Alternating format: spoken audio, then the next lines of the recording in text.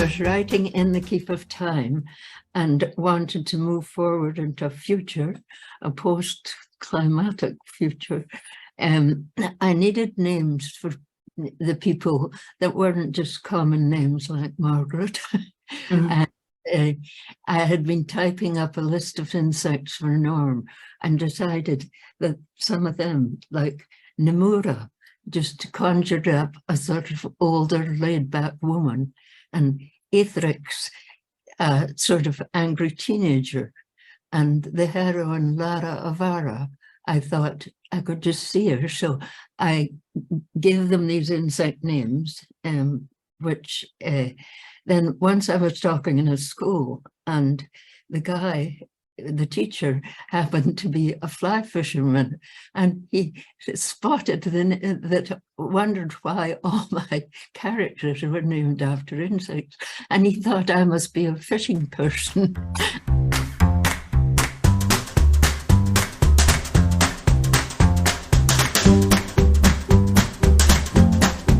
Before I forget, do you by any chance have the larva earring? Oh, yeah.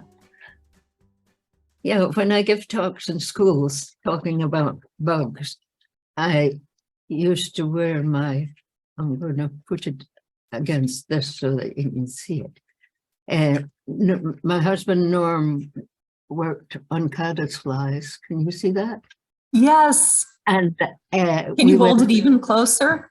We went to meetings where dozens of people talked about caddisfly larvae, which are these things that live underwater and have little stone cases, little stonemason insects. And I had a pair of caddisfly earrings that I always wore to bring me luck or something.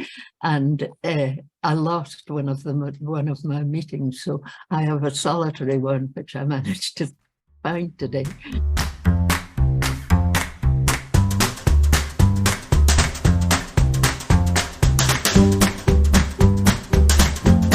So beer number 2, this is a location pairing. So the beer that I chose, which again, I do not have in front of me, I'm drinking something totally unrelated. What is that? I'm drinking Lagunitas Waldo's Special Ale, which is a triple IPA that is delicious. But the beer that I chose for this reading is Belhaven Scottish Ale. It's a Scottish export beer. So you would like this one, Laura. It's very malt forward, caramel, a little bit of kind of herbal, grassy hop to it, but malt is definitely the driver. Usually when you get it here, it's in a widget can so that it's nitrocarbonated.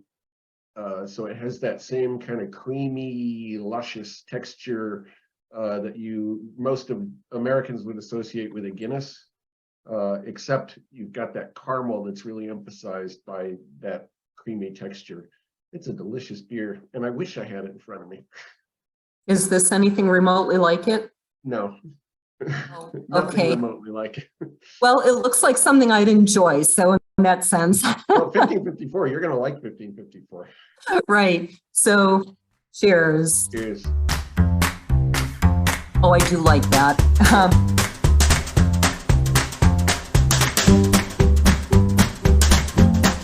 Oli edged closer and wiggled further under the bar, snatching at the fog. "Look out!" Andrew shouted, for it seemed the fog was trying to snatch her. She leaned even further, and a swirling cloud rose up to meet her. When Andrew tried to hold her back, she was pulled from his grasp. She hovered for a second above the blanket of mist. Then it parted, and she was drawn into it. She was completely hidden, and they saw only swirling shapes. "Come on, we've got to find her," Andrew shouted, and the other two stumbled after him down the stairs. When they reached the doorway at the bottom of to the bottom room, they stopped, transfixed. It was like the first moment in a theatre when the curtains passed, transporting the audience to another place and time. They stood riveted by the scene before them. A fire was burning in the hearth, and some sort of meat was boiling over at boiling over it on a spit. Smoke, thick with the smell of grease, billowed into the room. A candle flickered and guttered in a niche in the wall. Two people, like actors on the stage, sat by the fire. A woman was teasing out wool of what seemed to be a sheepskin, and a fair-haired child, wearing a tunic of coarse cloth, was idly plaiting rushes from the floor. When the child turned and looked in the direction of the children, they gasped with astonishment, for the hair and features surely belonged to Ollie. How, in these few seconds, had their little sister been transformed into this other child? Ollie, Eleanor said, advancing into the room. She and Andrew and Ian were suddenly no longer part of the audience, separated from the stage by the footlights. They had become part of the action of the play. Ollie, Eleanor said again. The little girl turned and scuttled across the floor, hiding herself in the skirts of the woman who sat there teasing wool.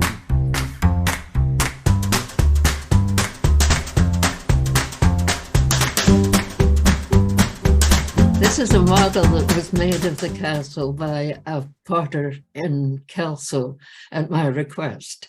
And she was very disappointed in it because of the amount of outside stuff. It didn't fire well.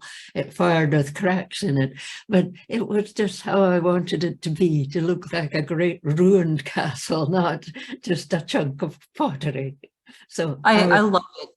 Can you point out where your parents climbed up on the roof? Yeah, there's a little balcony there that you can get onto, and then they scrambled out and sat on the top and watched the sunset. And we were never allowed to do that. That just sounds remarkably dangerous to me.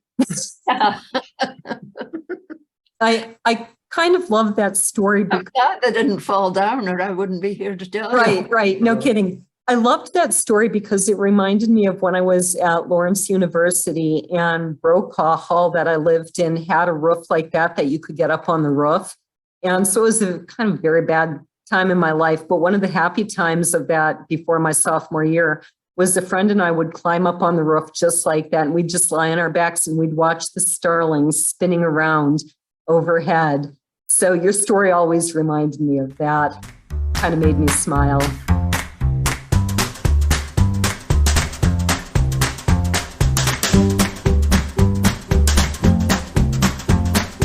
Anybody, and I hope everybody will read, I'll hold up the covers here. This is actually my original copy. You can see it's well read. I read it to my kids at one point. It's pretty battered up. And here's the new copy that actually Margaret herself gave to me when we visited. Smale Home, at the time you wrote the book, was exactly as you described it, with no floors, just empty inside. And they've done a lot of refurbishing. And how have you seen it refurbished, or do you only know? Yeah. Okay. Deal. When you saw it, I mean, was it like you're happy that it's restored, or was it kind of like, this isn't what I knew? Actually, if I'd only seen it refurbished, I would never have set my story there. That it needed the sort of sense of history rather than educating you on what kind of furniture or what this and that they had. That it left as an old battered castle or half-ruined castle. There was more room for imagination.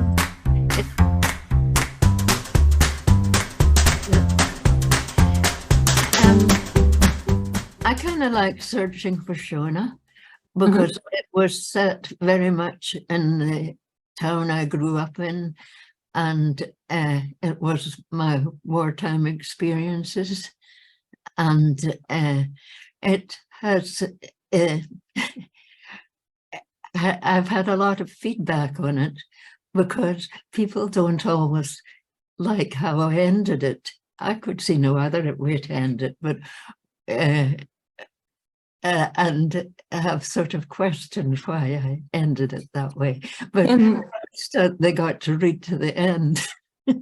Can you give a little recap? And in part, I'm talking just so the camera will be on me so they can see cover of Searching for Shona.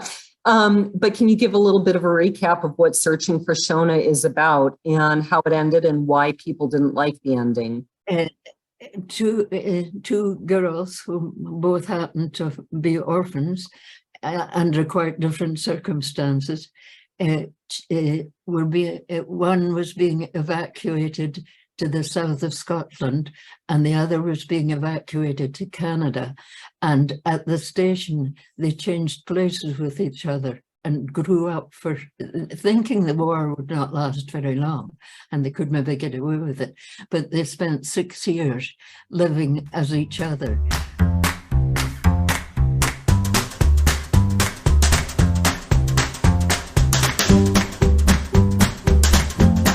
You have lived, I think you've lived your life very well. You know, you've raised these wonderful children. You had a great marriage. You have written all these books that I'm sure I'm not the only one who's been influenced by them. That's not even possible. So what is your advice to others on living a successful, productive, and happy life? Well, I